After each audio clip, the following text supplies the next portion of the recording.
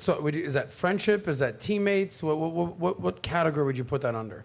No, me and my girlfriend are not friends. I don't like my girl at all. That's another American fallacy. Like, oh, you gotta marry your best friend. Right, exactly. People say that. Well, here's the thing. It's retarded. We get along. That's not a good idea to marry your best friend? No, it's not. And here's why. Because there's a term friend zone for a reason, right? Yeah. You ask any girl, well, do you want to marry? Oh, I want to marry my best friend. Really? Well, which one of your guy friends can you see yourself with? It's crickets. Why? Because they're in the friend zone. Yep. This doesn't mean I don't like my girl. No, I love and like my girl Devin very much. We get along great. We have almost nothing in common. Being compatible with someone doesn't mean having all of these things in common. Being compatible with someone means you just get along. Because I've dated girls who have similar interests and similar hobbies and similar personality, and we just didn't get along. That doesn't mean that I couldn't get along with her, but as long as you just get along with the other person, you are compatible. But as far as like us being friends, if she has something on her chest that she just needs to vent about, I tell her, call your girlfriends, right?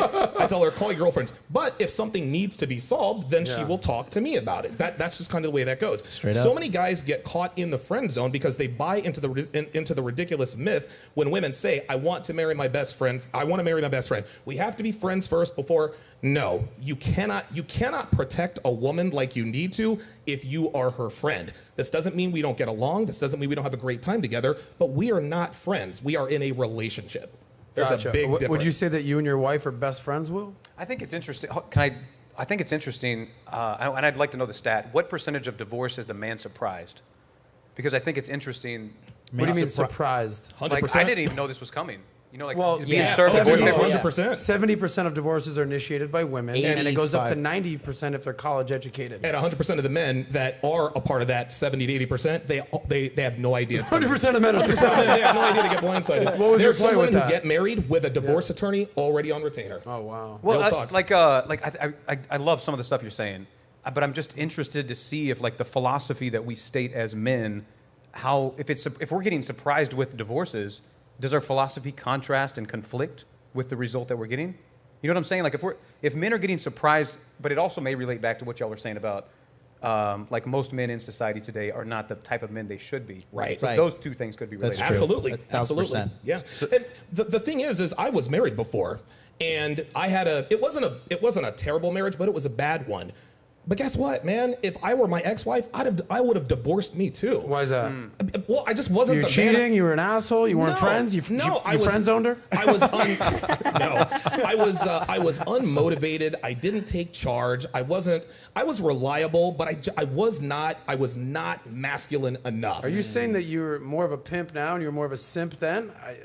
Yes. Yeah. Wow. Yes. Donovan Sharp exposed. on As hard as we appear on women, we are way harder on ourselves. You better believe it. and way harder on our male clients. When Good. when these guys come to us, Good. we let them know, like, dude, You're a you're fucking a fucking loser. loser. You're fat. You're disgusting. You're not cool. Nobody wants you.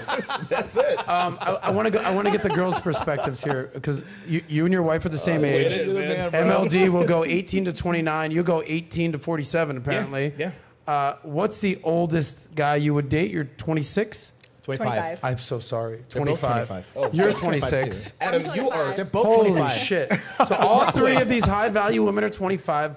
My bad, okay? You are the most charming. You are the most charming individual I have ever met. This guy, His looks are Dude. carrying him. unbelievable. This guy is. It'll get me charming. everywhere. He is awesome. Heather, what is the old? How about this? Not even hypothetical.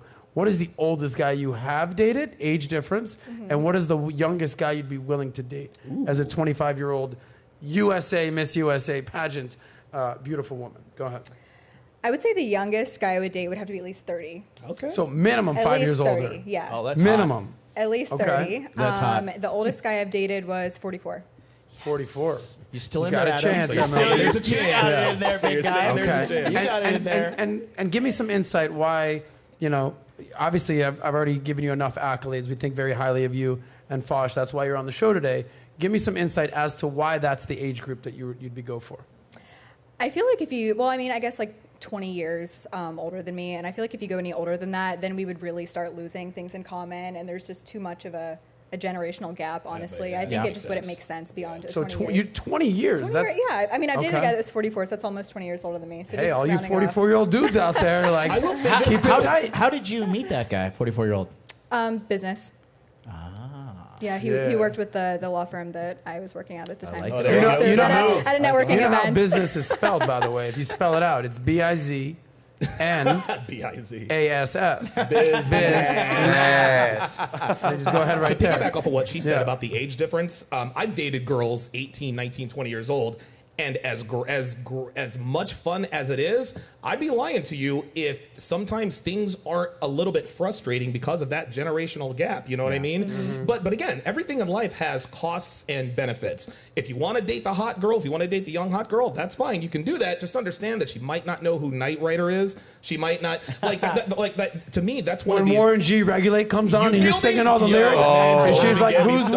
Warren G?" Who It's is like, Warren- yeah, who is holy Warren shit! G? You don't know Nate Dogg? Oh, This you is gotta insane. go. You got if you don't know That who needs to Warren be G on is. the chart. That needs to be on the chart. Exactly. Yeah. Warren Fosh, G. from your perspective, same question I asked Heather. What's the oldest guy you have dated or you'd be willing to date, and how young would you go? The oldest guy that I've ever dated was 41, and the in youngest that there. I will date now, I'm gonna say like 32. Okay. that's I was specific. gonna say 32, but I That's What would I you? thought you guys were gonna say that's too specific, but it's true. Like, oh, you're 31. Yeah, you just missed the cut. sorry. No, I feel Can't. like at 32, guys really start getting into who they are I as a agree. man. I I We're feel like useless in our agree. 20s. We are useless.